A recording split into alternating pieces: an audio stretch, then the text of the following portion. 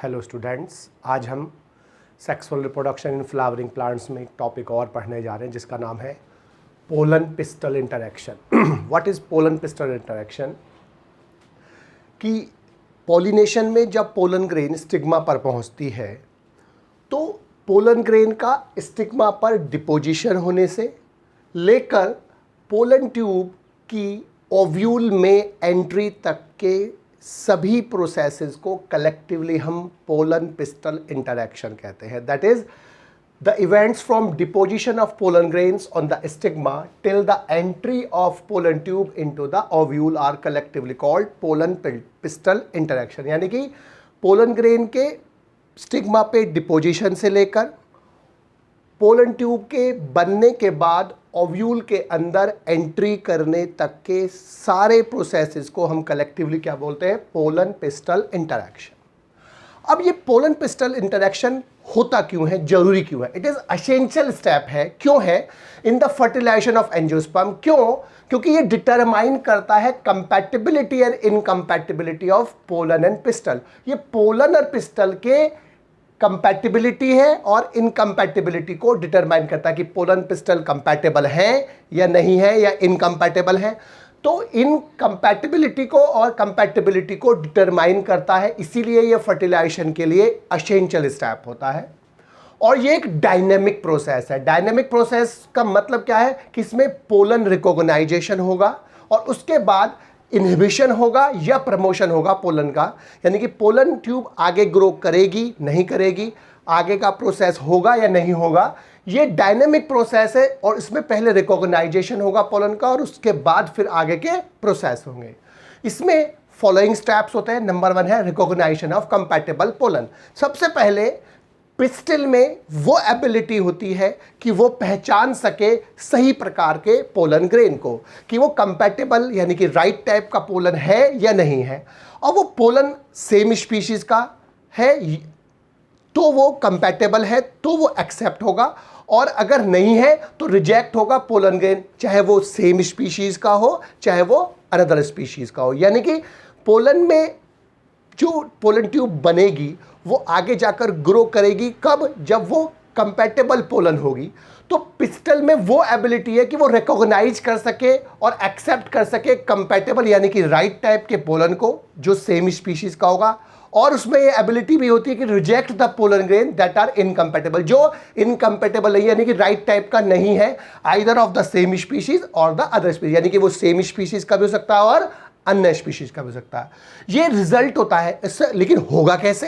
ये continuous dialogues होते हैं मेडिएटेड बाय द केमिकल। और वो डायलॉग्स किसके बीच, किसके द्वारा होते हैं? केमिकल्स, बेसिकली प्रोटीन के द्वारा। किस किस के? पोलन और पिस्टल के आपस में केमिकल्स के बीच में इंटरैक्शन होने से। यानी कि ये होगा कब? कि पोलन के और पिस्टल के जो केमिकल कंपाउंड्स हैं बेसिकली प्रोटीन, उनके बीच में आपस में इंटरैक्शन होगा, कंटिन्यूअस डायलॉग्स होंगे और उसके बाद वो एक्सेप्ट होगा या रिजेक्ट होगा।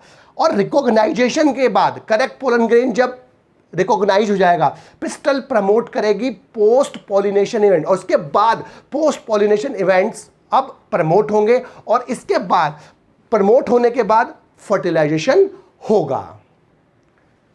Second point is germination of pollen grain. Second point में पोलन ग्रेन जर्मिनेट होते हैं। स्टिग्मा पर पोलन ग्रेन मॉइस्चर और शुगर कंटेंट को एब्जॉर्ब करते हैं और स्वेल अप होते हैं। यानी कि मॉइस्चर और शुगर को वो एब्जॉर्ब करके अब वो फूलते हैं। इंटाइन जो होती है वो किसी एक जर्म पोर के थ्रू एक ट्यूब लाइक स्ट्रक्चर के रूप में बाहर आती है, जिसे हम क्या बोलते हैं? Pollen tube. तो इंटाइन पोलन ट्यूब के रूप में किसी भी एक जर्म पोर से बाहर आ जाती है। पोलन ट्यूब जो होती है वो एंजाइम्स प्रोड्यूस करती है जो डाइजेस्ट करती है tissue of stigma and solid style, जिससे वो नीचे जा सके। इसके लिए वो सॉलिड स्टाइल और जो स्टिग्मा की टिश्यूज हैं उसको डाइजेस्ट करती है। One pollen tube normally developed होती है मोस्ट ऑफ द एंजियोस्पर्म में। This condition is called monosiphonous condition, where as in Malvaceae and Cucurbitaceae many pollen tubes develop होते हैं। This condition is called polysiphonous condition. Boron और calcium, mainly boron, pollen tube growth के लिए essential elements होते हैं।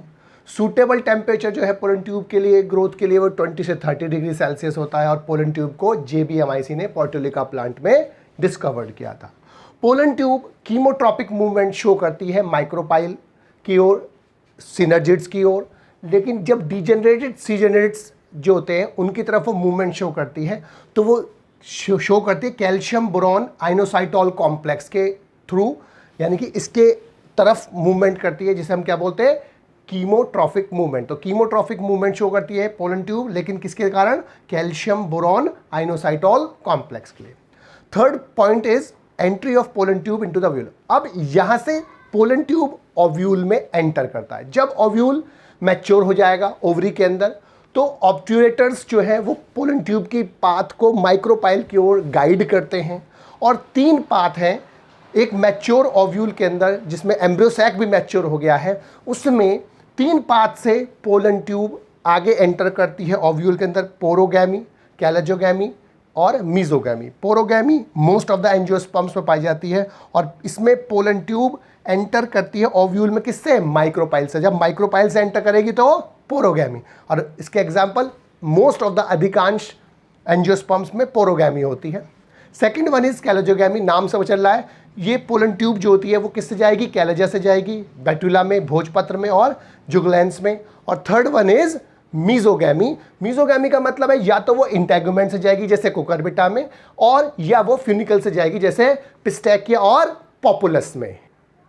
Fourth point है entry of pollen tube into embryo sac. Embryo sac में pollen tube हमेशा केवल एग अपरेटस के थ्रू ही एंटर करता है, यानी कि एम्ब्रियो सैक में हमेशा वो एग अपरेटस के थ्रू जाएगा। ओव्यूल में वो 3 मेथड से गया था, लेकिन यहाँ पर हमेशा एग अपरेटस के थ्रू ही पोलन ट्यूब एंटर करती है।